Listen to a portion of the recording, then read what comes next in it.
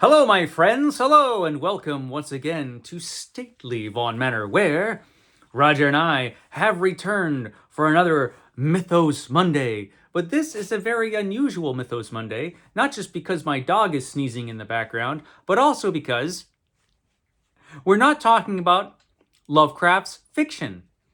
We're talking about fiction that was written during Lovecraft's lifetime. And we're doing this in the form of a reading challenge.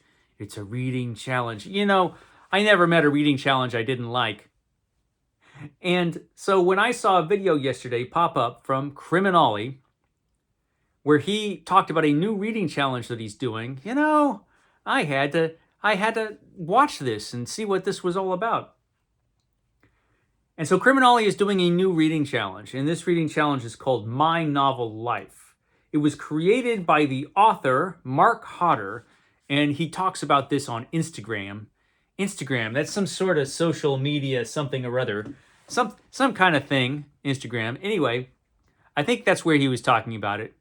Or maybe it was some other social media something or other. I don't know. Anyway, Mark Hodder, the author, created this reading challenge, My Novel Life. And CriminOlly decided that he's going to do it. And what My Novel Life is basically you choose a novel and read it for every year that you've been alive. So if I were to do this, I would have to start in 1971 and find a novel from 1971 to read, and then one from 1972, and so on. And so CriminOlly decided to do this challenge. And I watched the video, and it was an excellent video. I'll link it down below just in case, you don't watch it and maybe you want to do this challenge yourself. And I was thinking, that's a cool challenge, but, I couldn't really do it for a couple of reasons. First of all, I'm on this dopey 500 book challenge. And it's all CriminOlly's fault, of course, that I'm doing that. So I'm doing the 500 book challenge, and I don't think I own a novel for every year I've been alive, because that would mean I would have to have a bunch of novels from the past, 20 or 30 years. And you know how I am about new books. I like the creepy old stuff. So I like the weird old stuff. So the challenge I didn't think would really work for me. I liked the idea and I thought it was pretty cool. But I'm like, yeah, I couldn't really see myself doing it. But that's my life. And, my life is lame. What if it was the life of somebody interesting? Like H.P. Lovecraft. So H.P. Lovecraft didn't live very long, unfortunately. He died when he was 46 years old. He was born on August 20th, 1890. He passed away on March 15th, 1937. And of course, H.P. Lovecraft was not only a great writer, but he was an incredible reader. He read everything. He literally would read everything. He would get piles of magazines and books and just tear through them. And so I thought, what if I did this challenge, only instead of using myself, I would read a book for every year Lovecraft was alive. That would be a more interesting challenge. And you would probably come up with I would come up with some really interesting books to read from Lovecraft's life. Most of these books, Lovecraft probably read himself because, like I said, he read everything. But I'm not sure about everything on the list of the Lovecraft books I'm going to be talking about. I'm only going to be talking about the books from his first decade, the 1890s. But in future videos, I'll talk about all the other books that I'll be reading for this challenge. And fortunately, this isn't one of these challenges that I have to complete at any certain amount of time. So, I could literally do this for years and years.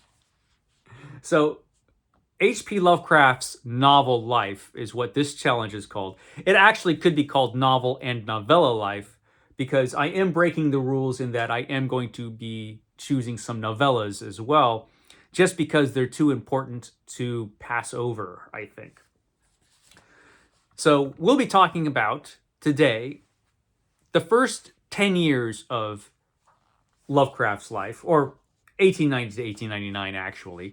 We're going to be talking about those years, the 1890s, and all the books I've chosen for those. So for every year of Lovecraft's life, I've chosen a book to read.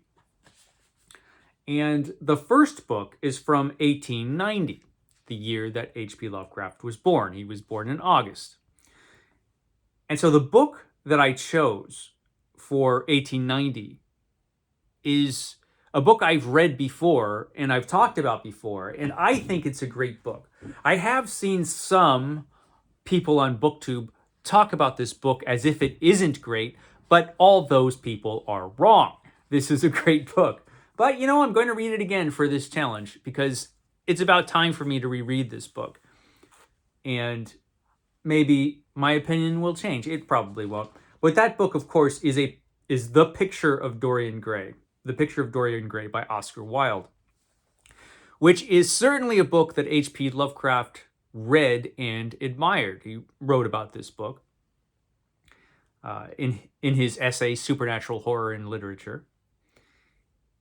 Very important book in the history of horror. It is very much a horror novel. I'm sure you probably know the plot, more or less, to The Picture of Dorian Gray, who had a picture that he hung up, you know, where no one else could see it, because the picture would age instead of Dorian Gray. And Dorian Gray led quite a hedonistic life. And all of the terrible things that Dorian Gray would do or take part in, they would have no effect on his own appearance, but that portrait ended up looking pretty bad. And it's an excellent book. From what I remember, it's been a while since I've read it, but I remember it pretty well. But this has to be the choice for 1890, just because it is such an important book. And it is a book that H.P. Lovecraft admired. So for 1890, The Picture of Dorian Gray. So 1891, what book did I choose for 1891? That would be Eric Bright Eyes by H. Rider Haggard. H. Rider Haggard, better known for other books that he wrote, like She or King Solomon's Mines. He did the Alan Quatermain series. But Eric Bright Eyes is kind of a Norse saga pastiche. And it's about the Viking Eric Bright Eyes and some of his adventures. I have read this before, but I read it when I was a teenager. I had an old beat-up paperback copy of this, and it has since disappeared. I do have it as an ebook. Most of these books I'll be talking about today, I have as ebooks. Of course, all the books I'm talking about today are in the public domain, so you could get them as ebooks as well. And Eric Bright Eyes, from what I remember, was really good, but I don't remember much about it. So, yeah, I've got to read that again, Eric Bright Eyes. So, Haggard, H. Rider Haggard, certainly an author that H.P. Lovecraft read. He almost certainly read Eric Bright Eyes, although I don't know for sure. And the next book is from 1892, and it's a really weird one. I've never read this one before, although I think I've had a copy of it forever. And it's really strange. So the next book is The Fate of Fenella.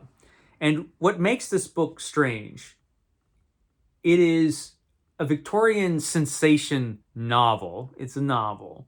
But every chapter is written by a different author. And a couple of the authors, they include Arthur Conan Doyle, Bram Stoker, and a bunch of other authors from the Victorian era wrote this book, The Fate of Fenella. And I don't think it's a book that's read very often anymore. It could be terrible. It very well could be terrible. I've heard that it's as a book, it's very disjointed, as you would expect. But it also has apparently some crazy stuff in it. So I'm really looking forward to reading this. And this gives me an excuse to read it. You know, it's just been lurking around, and now I could finally read this book, and I'll read it for 1892. And for 1893, this is an interesting sounding book. This is another one I have not read, But this is, for 1893, Hartman the Anarchist. Hartman the Anarchist, which was written by Edward Douglas Fawcett. And from what I understand, this book is about an anarchist who destroys London. I believe he destroys London with his hot air balloon or blimp or something. He has some kind of airship. And he just uses it to destroy London. And that's all I know about it, other than it was published in 1893, and then it was out of print for about 100 years. And then they reprinted this book. But of course, due to the wonders of ebooks, we can download this at any time. I'm very sure that this is on Project Gutenberg for free. So Hartman the Anarchist. Again, a book I don't know that Lovecraft read, although it sounds like the kind of thing that if he came across it, he would have read it. But who knows? I mean, he was, 3 years old when it came out, so he certainly didn't. It is Lovecraft. He could have read it when he was 3, but he probably didn't. And so that's for 1893. For 1894, I've chosen A Journey in Other Worlds by Jacob Astor. And I don't know for sure whether Lovecraft read this, although it sounds like something he would have read, because it sounds like a really weird book. So A Journey to Other Worlds by Jacob Astor is a very early science fiction novel, and it was written, before science fiction the term was coined. And it sounds like a book that mixes science fiction with fantasy.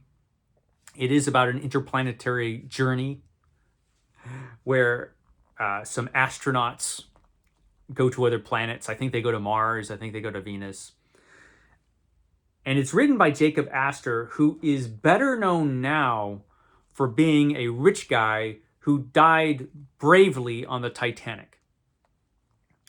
That he is better known for dying courageously on the Titanic than for anything else, I think.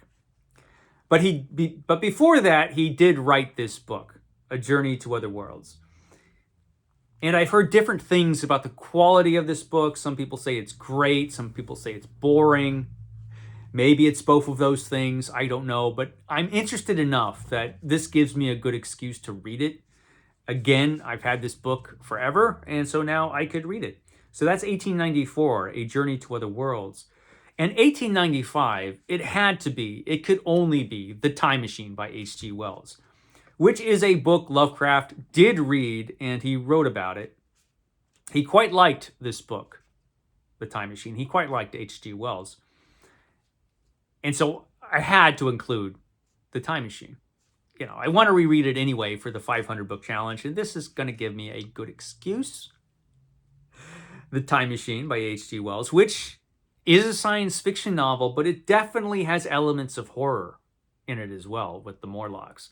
There are some creepy moments that our very unprepared time traveler has to deal with. So yeah, The Time Machine had to be for 1895, which brings us to 1896. And this is the only book I could think of that would really fit for 1896 for me, and that's The Well at World's End by William Morris.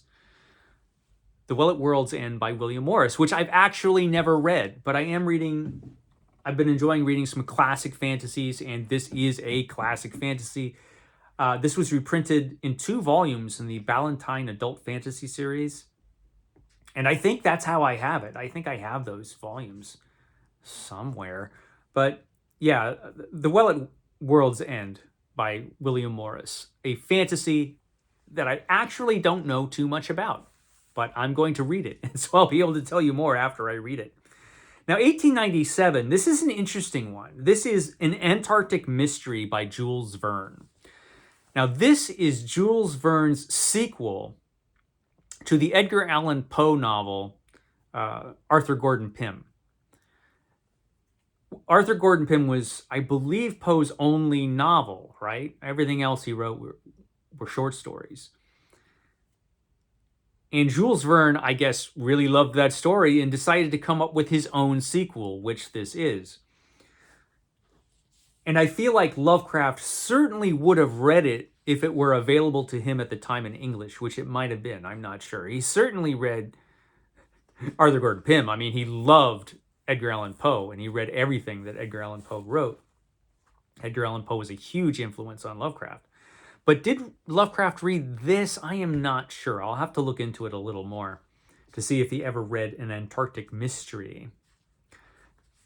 It's one of those Jules Verne books that nobody really reads anymore, so that'll make it interesting in itself. Then that takes us to 1898, and it had to be The Turn of the Screw, right, from Henry James. It had to be that. Again, another novella. But I'm counting those for this challenge. And this, of course, is an incredibly influential ghost story and is considered one of the greatest ghost stories ever written. And yes, H.P. Lovecraft certainly read this book. And yeah, so it had to be The Turn of the Screw. And it's been years since I've read that novella anyway, so this will be a good time to read it once again. And so that takes us to 1899, which is the last book I'll be talking about today. It could only be Heart of Darkness by Joseph Conrad. I've talked about this book at least a couple times on my channel before, but it has been a while since I've read it, so anything that'll give me an excuse to read it again. I really like this story, and it's one of those novels or novellas that you get something out of, I think, every time you read it. It is a classic of horror, actually. It's very influential as a horror novel, even though it's not, strictly speaking, a horror novel. It is certainly a classic of literature, and it's one of Conrad's greatest works, so that makes it important right there. And yeah, Lovecraft read this one as well. I could say for sure that he read Heart of Darkness. So there you go. That's the first decade of H.P. Lovecraft's life. I will come to you with the list for the next decade soon, and I'll be starting to read these books probably maybe this month. I'll be able to squeeze one of these in. Hopefully the first one, The Picture of Dorian Gray. Got a lot else going on, but you know, I always do. And there's, like I said, there's no time limit for me to read these. But I like the idea of this challenge. I like the idea when CriminOlly was talking about it, when I watched that video. But I think this version of it, H.P. Lovecraft's novel life, is more in keeping with this channel, certainly. So there you go. I will read all of those books eventually and talk about them with you. And I will show you more of the list as I put it together. And so expect another one of these videos in the next week or two. And I will catch you next time.